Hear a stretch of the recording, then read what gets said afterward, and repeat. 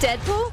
Yeah, that was like a sheer guess. I tried to make it hard because this song is actually only played for a split second in the movie. But Hugh Jackman.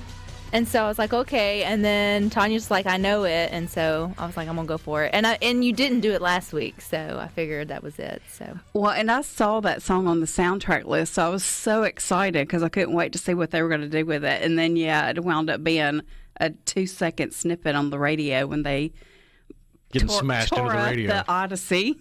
Yeah. it's funny the things, I mean, I haven't seen it yet, but like that they do layer, that it feels like sometimes movies layer in that you catch, but you know, and that it's just very intentional, but it's quick. Yeah. Yeah.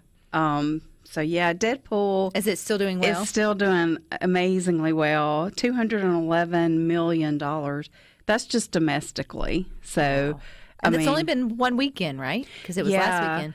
Yeah, and I heard, and I've forgotten now, I should have jotted it down, but it's like one of the biggest openings ever. So. Which is crazy. Which is still crazy because we got to see Twisters we went last Saturday, and every theater within the central Mississippi area, other than one, had completely sold out their tickets, other than like right up front row, or, you know, there just wasn't anything for, you know, to choose from. So you had that and people going to see Deadpool. So, like, everybody was out to the movies. Yeah, and I feel like Deadpool is one of those that people are going to see it again. I'm going to see it again this weekend. And it's just because I feel like I missed a lot from getting tickled at stuff, you know, getting distracted, laughing. So I feel like I missed a few things. I want to watch it again. Do you typically go back and watch movies like that twice? Not often. I mean, not very often, but I did see Endgame 3 times in the theater. So it seems like I'm drawn more to the Marvel world for repeat. And for the same reason, there's just so much to see. Well, if you did catch Deadpool last weekend, and you've already seen Twisters, what's up for this weekend? Yeah, we've got 2 new releases this weekend. I don't think either will compete with Deadpool. I think we'll see it rise above again this weekend. But the first one is Trap. This is the latest from M. Night Shyamalan, and I just saw it. I just walked back in the building about 30 minutes ago, and I'm a little disappointed, and I hate to say that because I'm such a big fan of his, but the premise of it is so cool, and that's why I went to see it. But it's basically Silence of the Lambs is at a Taylor Swift concert. It's like a combination of those two. And so you have Josh Hartnett playing this doting father who is such a great dad. He takes his teenage daughter to see this Taylor Swiftish character in concert. Same premise. You know, you've got all the teenage girls freaking out. But somehow the authorities, there's a serial killer called the Butcher. And somehow they have figured out that he is going to be at this concert. And so the concert is a legit concert, but it's also a trap for this butcher. And it's based on something that really happened where I don't think they trapped a serial killer. I think it was like people doing illegal, like drugs or something, smuggling or something like that. But they had an event, and these people all came thinking that they had won tickets to the Super Bowl. And anyway, they wound up arresting like 100 people. And so Operation Flagship. Yep, that's it. How do you not know that you're going to the wrong, like the Super Bowl? It's like, anyway, okay, I don't want to take away. Okay. So anyway, so that's kind of what inspired this. And M. Night thought, hey, what if we do that with the concert as the background? And what if we write all original music like Purple Rain? And what if the songwriter is my daughter?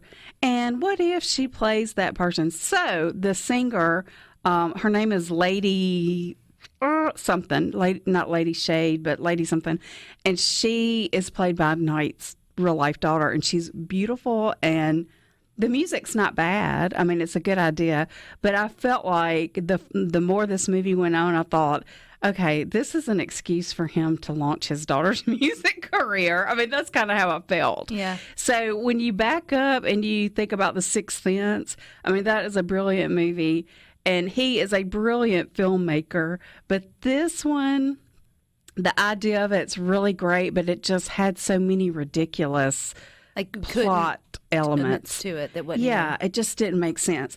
But Josh is great in it. I thought he played a great bad guy. And I'm not spoiling it. He is the butcher. And you know that just from watching the preview. And you know that within minutes of watching the movie. But so he's really good at playing. As he says in the movie, he's got two different lives. And he plays both very well. And anyway, yeah, I mean, to me, I felt like this was like sitting at home watching a Lifetime movie. I mean, it was kind of on that level. Yeah. Just kind of ridiculous. So and wait, it's PG-13? Yeah, and I think just for the peril element, but he is so good at coming up with that big twist that throws you, and it just wasn't in this movie for me. There is a smidge of a twist at the end, but it's not a big, like a lot of his movies, like most of his Sense, movies. I'm still, yeah. Like anybody who watched that for the first time and got to the end, if you were like, oh, I knew the whole time, you lying. You were lying. You did not. Like, you were like, oh. Uh-huh. And that's a movie I did go see again. I think everybody did, because once you knew what was going on, you wanted to see it again. And then see if there were telltale signs. Yeah, knowing what you know now. Mm-hmm. So anyway, you know, if you've seen everything else and you're looking, it's an hour and 45 minutes. So not a big time commitment. So, you know, if you just want to get out and see. Now, Josh, I want to support him because he got so famous back in the day, and he kind of took a step back from Hollywood because he was like, this is not normal and this is not going to end well. So he decided to take a step back from acting for a while. And we just saw him show up again in Oppenheimer. He was one of the cast members and did a great job in that. And, you know, now he's back in Trap. And so I really like him. And a surprise character, she played the profiler for the police department, Haley Mills, which I was obsessed with her when I was a little girl. She was like a big child star in the 60s. And I discovered her movies when I was probably 10, 11, something like that. She was the original Parent Trap actress. Anyway, I really enjoyed seeing her on the big screen because I've always been a fan of hers. But anyway, the other option, which is more for the family, is Harold and the Purple Crayon. We saw those, the Whatchamacdoodle, when we went to see the Minions. Yeah, this one reminds me a little bit of If. It's like part, you know, live action and part animation. But it's just based on the children's book. It's a sequel to the first movie or the original book. And so the Harold is now grown up, and he's got his magical purple crayon, and he draws himself off of the book's pages and into the physical world. And in the process, he learns a lot about life. So, you know, this is, to me, I feel like, you know, this is just a fun little escape kind of a movie where I think the kids will like it. Elf, where you have kind of like a grown man that's acting kind of fun, but then, you know, and he's so good at it. I mean, he plays Shazam. Oh, I'm sorry, I didn't say his name. Zachary Levi is the star. He plays Harold. And he is the one that has been playing Shazam, and he's really good at having that childlike quality to him. So I feel like there's no doubt he's great in this one too. And then you've got Lil Rel Howery is also in it, and Zooey Deschanel.